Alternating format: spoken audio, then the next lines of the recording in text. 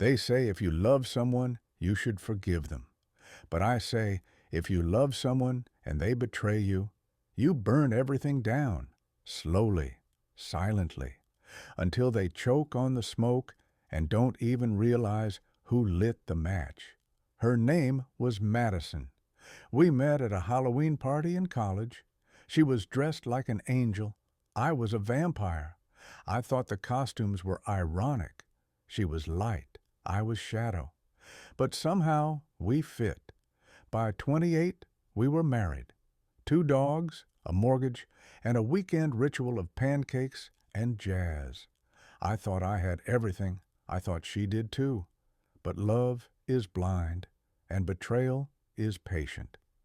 The first crack showed at 35.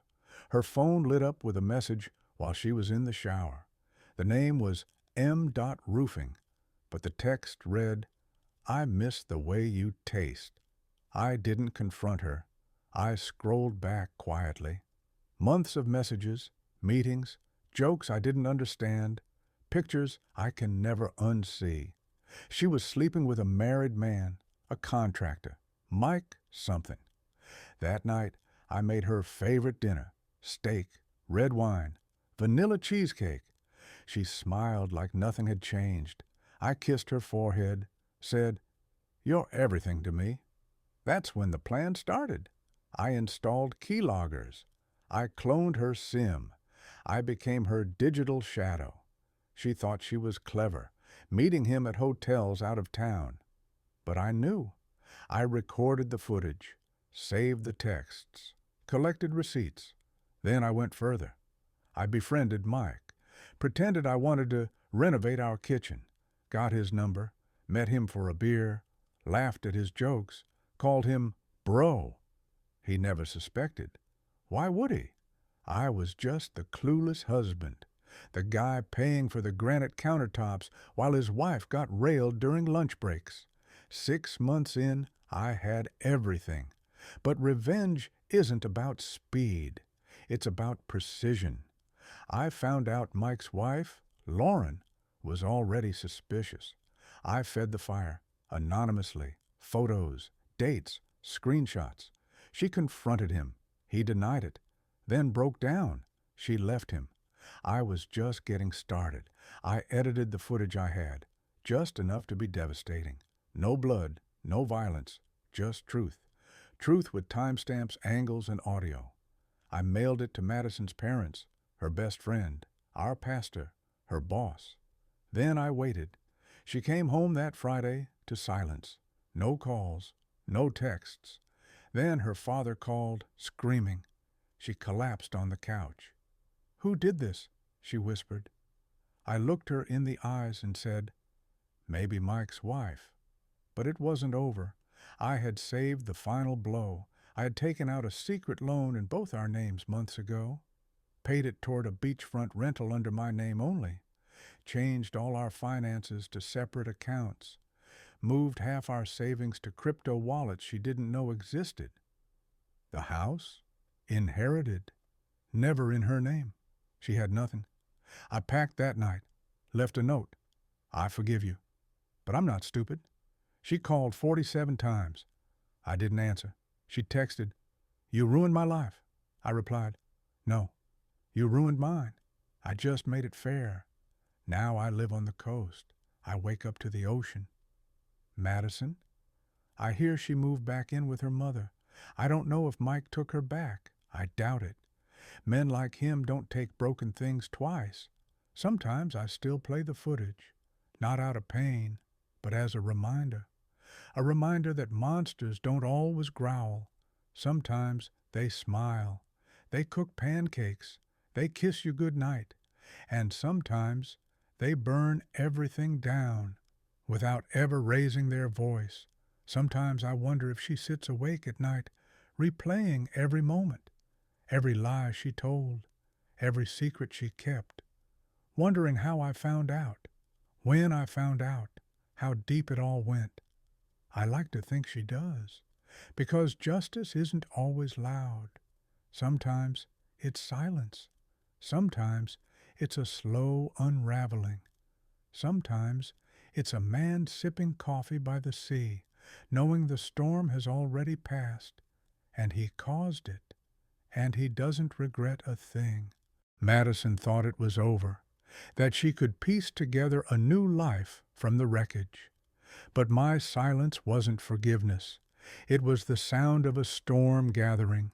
She moved out, got an apartment near her office. I knew because I was still tracking her.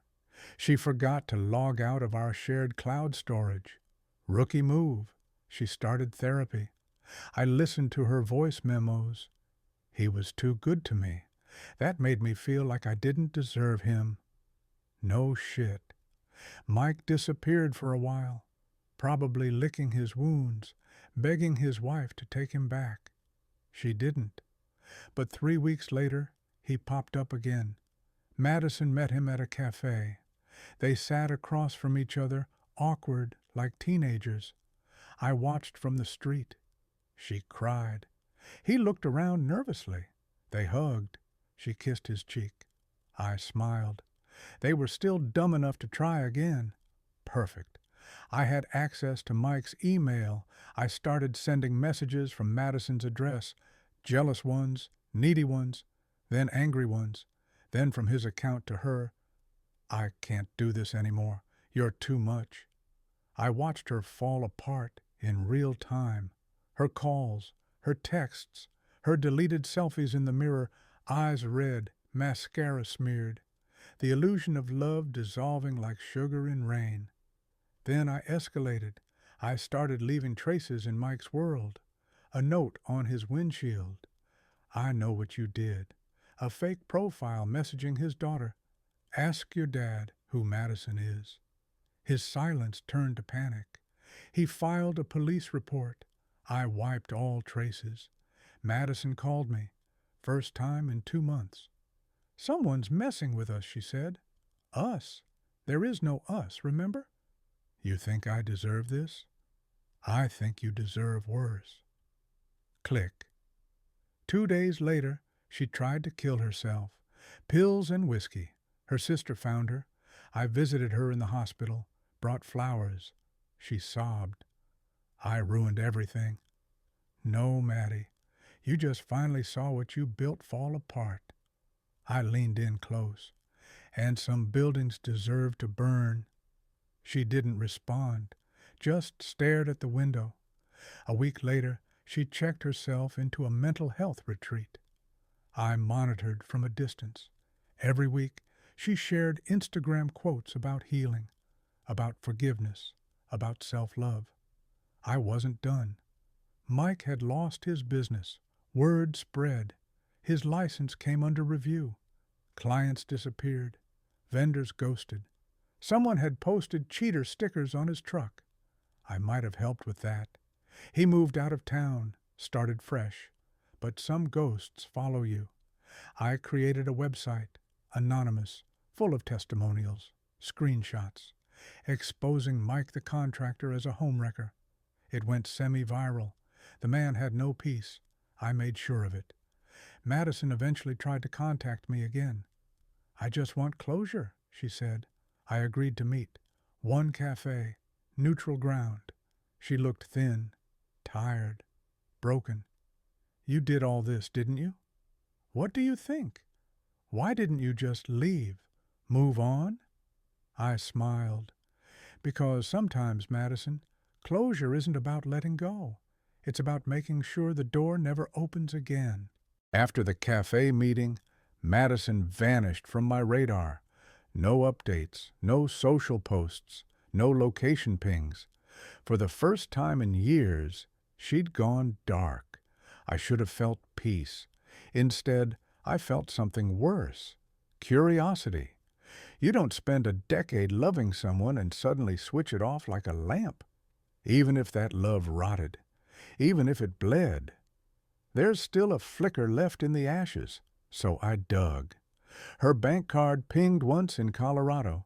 Then silence again. I reached out to an old contact, a PI I'd used during a corporate merger mess years ago. I said I needed to find someone. No legal trouble, just peace of mind. He found her. Cabin, mountains, off-grid retreat, a place with no Wi-Fi, no phones, just therapy goats and herbal tea. He sent me a picture. Madison in a beanie, chopping wood, no makeup, dark circles under her eyes. She looked human again, not the stranger I'd come to hate. I printed the photo, put it in my drawer, then I burned it. That chapter was closed. But fate doesn't like neat endings. One evening, while watching the sea roll against my new deck, there was a knock. 2 detectives. They asked for me by name. "We'd like to ask you a few questions about a Michael C. Benton. Do you know him?" My heart didn't skip. It slammed. I knew him. Why? He was found dead, 2 gunshots, in his new home in Arizona. We have reason to believe it wasn't a random incident. My hands tightened around my coffee. That's horrible, but I haven't spoken to him in over a year. Do you know if anyone might have held a grudge? Someone close to you?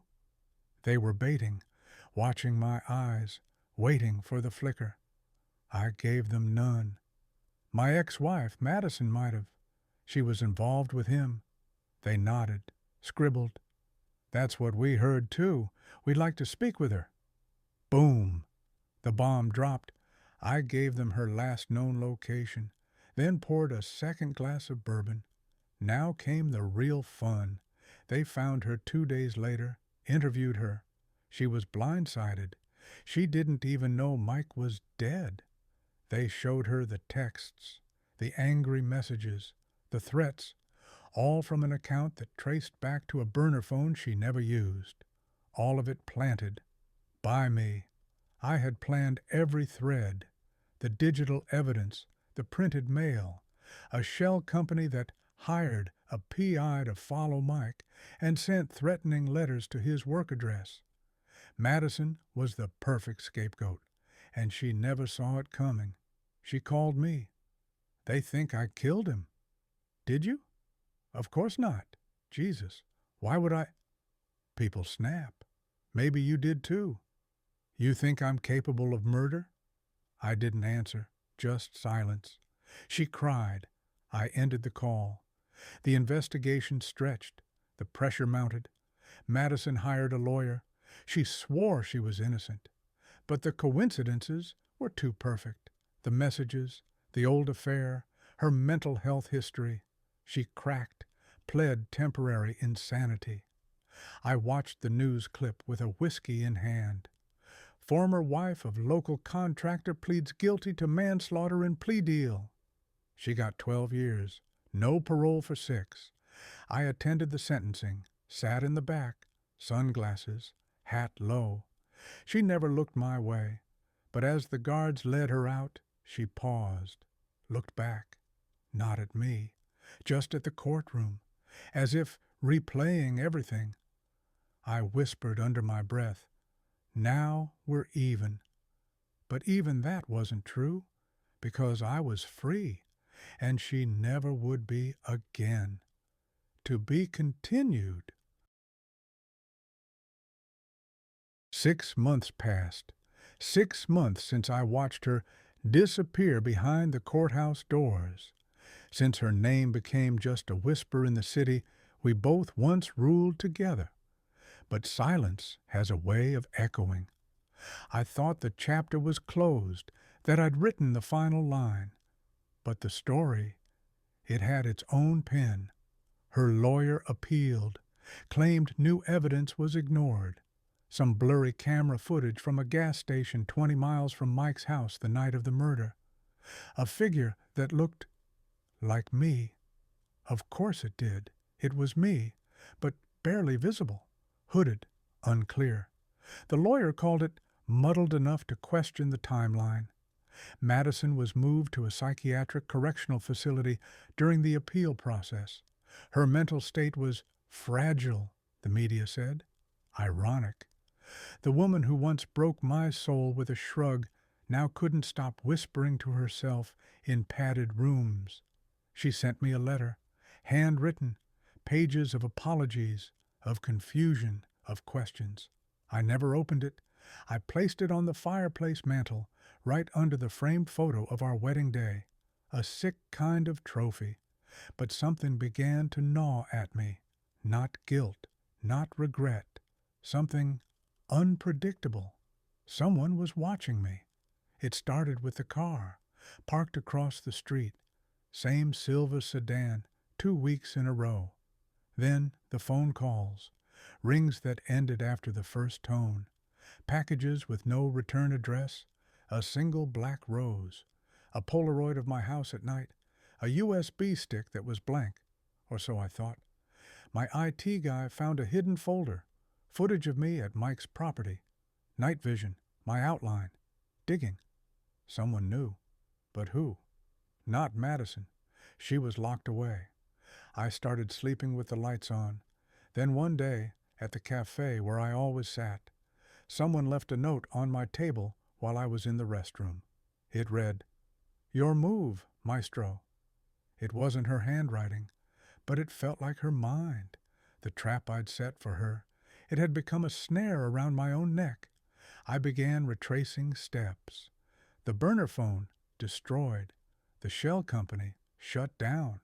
The fake emails, erased. Everything covered. And yet, someone was peeling back the layers. I went to visit her, for the first time in over a year.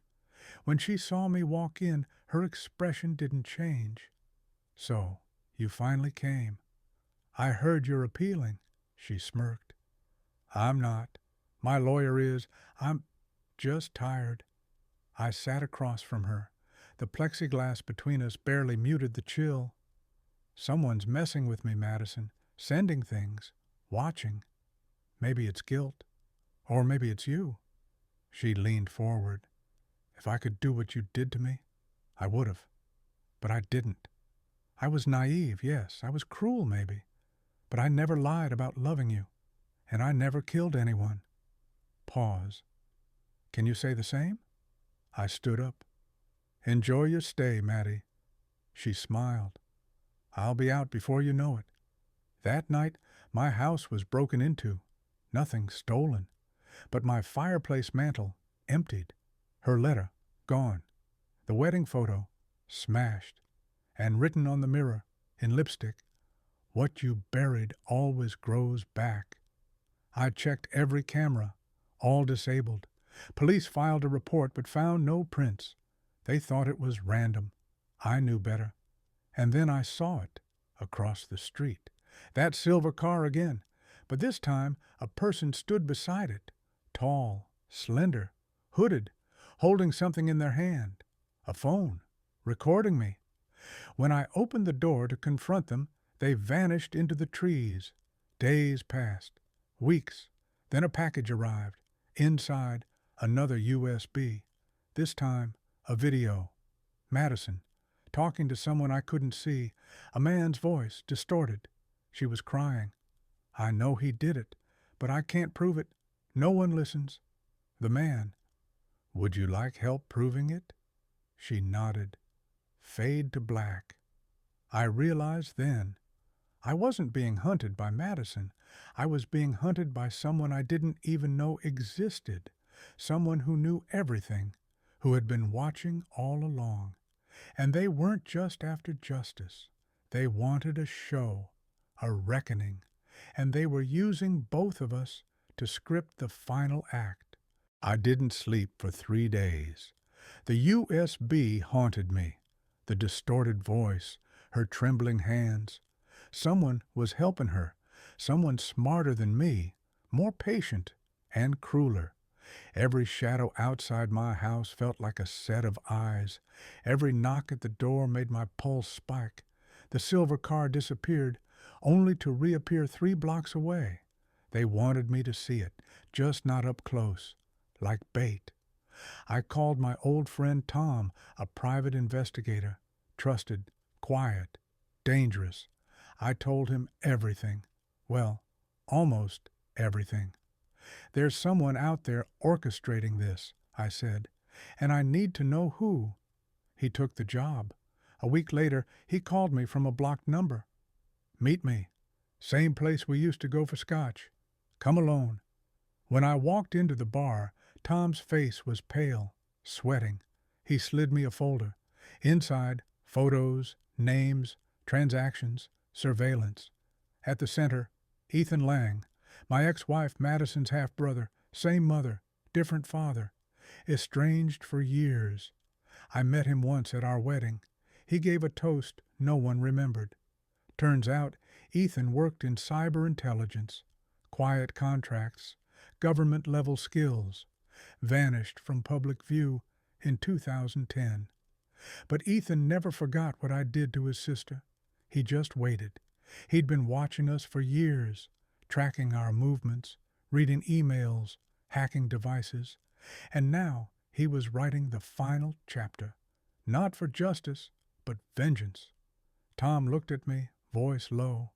He's playing a long game, and he's winning. That night, I stared at the folder for hours. Ethan had recreated entire conversations, simulated my voice, fabricated evidence.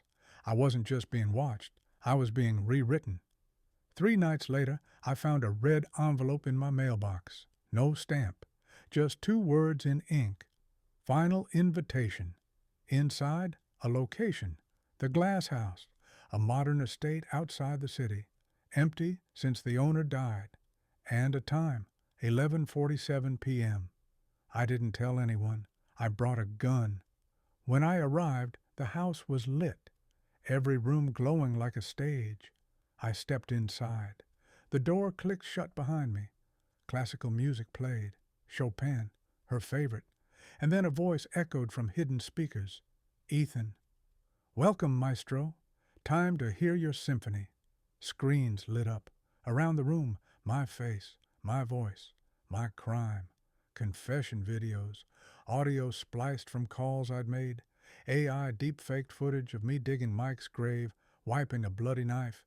Impossible detail, perfect illusions. Or were they? You framed my sister, Ethan said. You killed a man and made her a villain, and you smiled while doing it. I pulled the gun. Show yourself, coward. Silence. Then a door creaked open. Madison walked in, alive, beautiful, and calm. I told him not to do this, she whispered. But he said you deserved the truth. You knew? All this time? She nodded. I figured it out after the trial, the footage, the gaps, the way you looked at me. And you let me rot? You buried someone alive.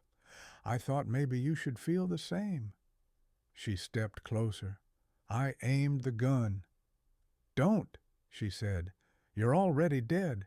You just don't know it yet. Sirens howled in the distance. The screens blinked, now showing live footage of police cars speeding toward the house. Ethan's voice returned.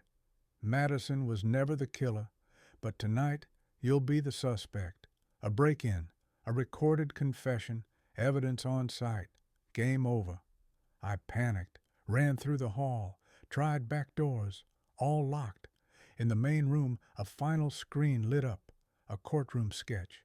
Me, in cuffs, Madison on the stand, Ethan in the gallery, then blackout. When the police arrived, I was on the floor, hands raised, silent. They found everything they needed, footage, audio, the murder weapon. The next day, headlines exploded.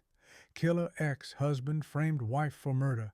Secret tech operation revealed. I watched the coverage from a holding cell. Madison gave a press conference, said she forgave me, said justice had been served. Her voice trembled, but her eyes, they were calm. Weeks passed. I was transferred. Trial pending. Then a guard slid me a book in my cell. Crime and Punishment. No note, just a bookmark. With 2 words. Your encore? Ethan. He wasn't done, and I realized this wasn't his revenge. This was his art.